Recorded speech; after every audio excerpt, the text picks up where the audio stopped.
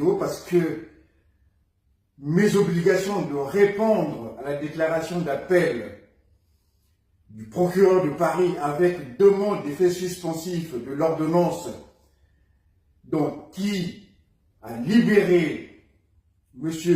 Souleymane Koné, me poussait de répondre, de prendre des observations pour solliciter notamment la levée de cette suspension, puisque l'article 443-22 du Code de l'entrée, du séjour des étrangers et du droit d'asile nous donne effectivement ce droit-là de répondre, de faire des observations. Et le premier président de la Cour d'appel de Paris peut statuer en levant cette suspension. Donc, c'est ce que je viens de faire. Les observations sont parties. Alors, nous avons obtenu un jugement favorable pour M. Koné Souleymane. C'est l'ordonnance du GLD de Paris.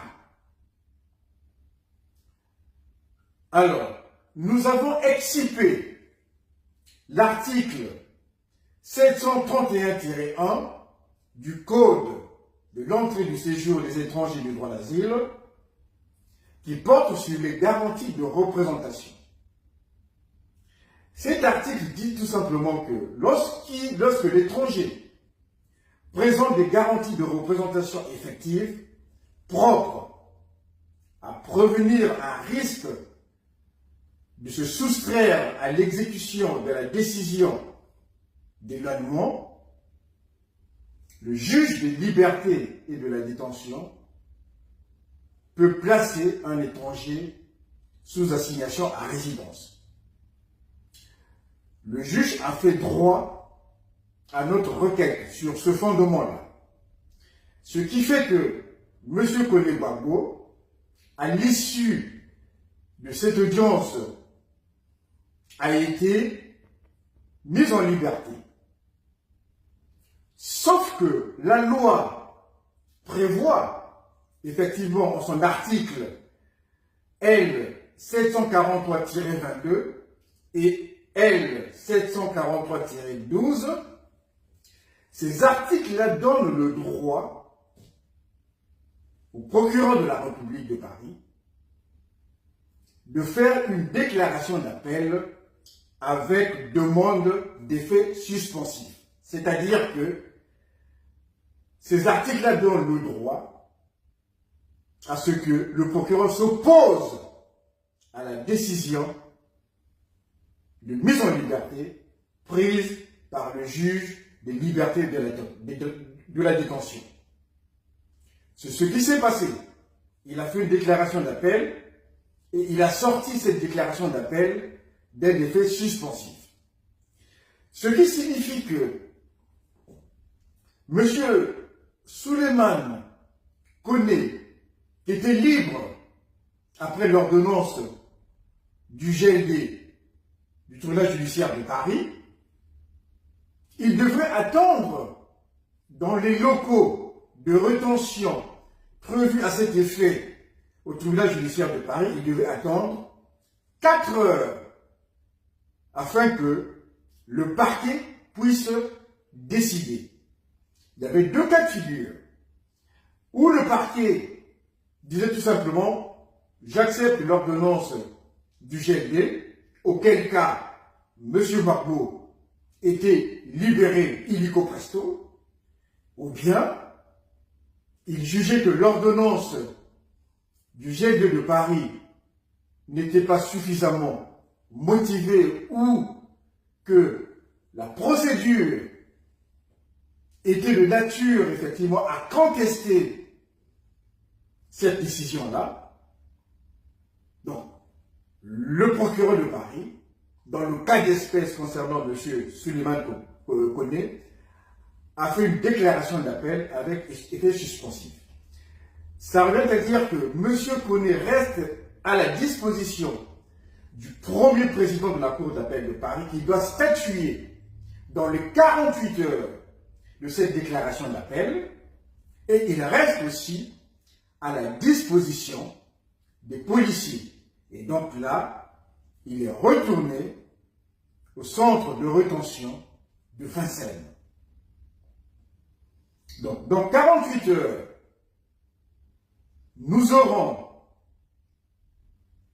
une date d'audience. Si ce n'est pas demain, ça va être après-demain. Une date d'audience où les débats vont cette fois-ci se faire à la Cour d'appel de Paris, Métro Cité, pour que nous sollicitions, nous les avocats, que l'ordonnance prise par le juge des libertés et de la détention du tribunal judiciaire de Paris soit confirmée.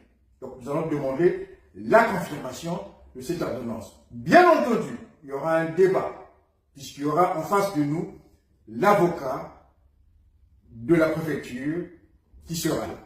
Donc nous allons débattre de nouveau sur le fait de savoir si le premier président de la Cour d'appel de Paris va soit infirmer ou confirmer l'ordonnance. Si c'est confirmé, M. Souleymane Koné est libre et rentre chez lui et placé en assignation. C'est-à-dire que il est chez lui, il peut faire tout ce qu'il veut. L'assignation peut être assortie de certaines conditions, d'aller pointer une semaine dans un commissariat du ressort territorial de son domicile. Donc voilà, si vous voulez, les enjeux de cette affaire de M. Koné Souleymane. Alors, je tiens toujours à rappeler que dans cette affaire, il y a un volet politique.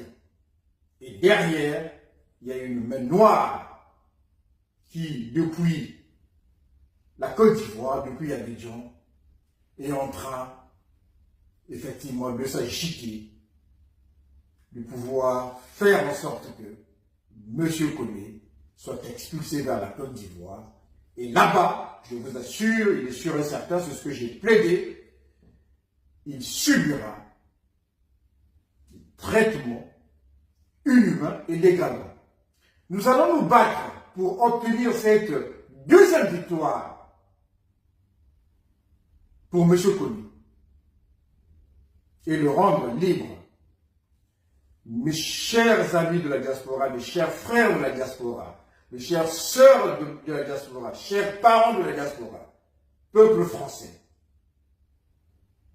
courage, courage. Le courage, c'est la vertu des temps difficiles. Nous allons combattre et nous allons gagner. Merci.